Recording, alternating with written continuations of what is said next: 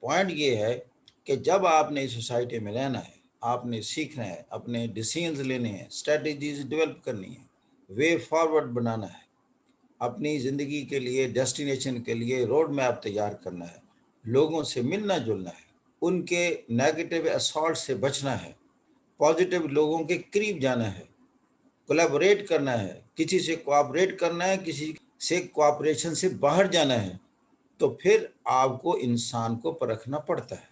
اپنی سوچ کی بنیاد ایکسیپشنز پر کبھی نہ بنائیں۔ ہمارے سوچوں کی بنیاد جنرلائزیشنز پر ہونی چاہیے۔ One swallow should not make spring for you. خوشبو کو بتانے کی ضرورت نہیں ہوتی کہ میں آ گئی ہوں۔ آپ کی جب انٹلیکچوئل گروتھ ہو جائے، آپ جب اپنی گفتگو میں لاجک اور ریشنلائزیشن کو لے آئیں، حقائق پسندی کو لے آئیں، سچ پر اپنی اٹھائیں، آپ کا تعارف شروع ہو جائے گا۔ Your actions will speak louder than your words. This is a word. You will have to face the people whose words will be killing you, whose gestures, behaviors will be a kind of assault on your personality. But you have to live in this word, live with them, and keeping your personality intact, rising, moving forward. اسی دنیا میں رہ کر، اسی ماحول میں رہ کر، see, fish can't leave the sea to avoid the crocodile. وہ زندہ رہے گی. Fish has to remain in the water.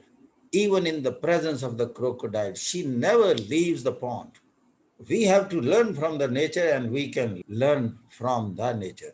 This is a world which is full of crocodile and we as a fish, we have to live in this sea. اس کائنات میں اپنی زندگی ہم نے گزارنی ہے۔ Respectful living is our right.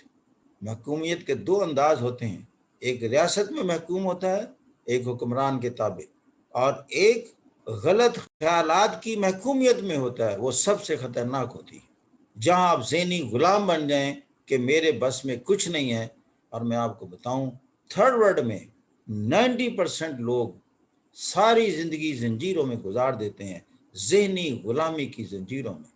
اگرچہ ان کے بازوؤں میں یہاں آپ کو زنجیر کبھی نظر نہیں آئے گی، ان کے گلے کے اندر کوئی توق نظر نہیں آئے گا، لیکن ان کے ذہنوں کو اگر آپ سکین کر سکیں تو آپ دیکھیں گے وہ زنجیروں سے جکڑے ہوئے ہیں۔ بیٹا ہم ان زنجیروں سے آزاد کرنا چاہتے ہیں۔ الیگزینڈر دی گریٹ کے فادر نے اس کو کیا سکھایا تھا؟ اس کا تو باپ اتنا علاقہ فتح نہیں کر سکا جو اس بچے نے کر لیا۔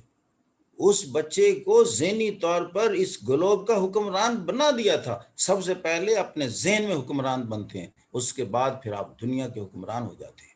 الیگزینڈر دی گریٹ کی چھوٹی مثال نہیں ہے، اس کی ایج دیکھیں۔ He died at the age of 32 after conquering the whole world. یہ روح علم ہے جو آج آپ کے سامنے پیش کی ہے۔ Ability to read and write اور چیز ہے۔ Deducing the real message after reading، اس سے نتائج اخذ کرنے کا نام ہی صحیح تعلیم ہے۔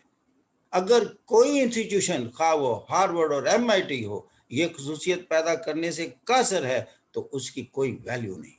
اگر یہ چیز آپ کسی ایک چلتے ہوئے آدمی سے سیکھ لیں، he is 100 times bigger than the Oxford and Cambridge.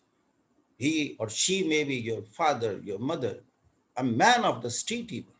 We daily learn so many things. The knowledge is scattered, but unconsciously we are extending deaf ear to all these things.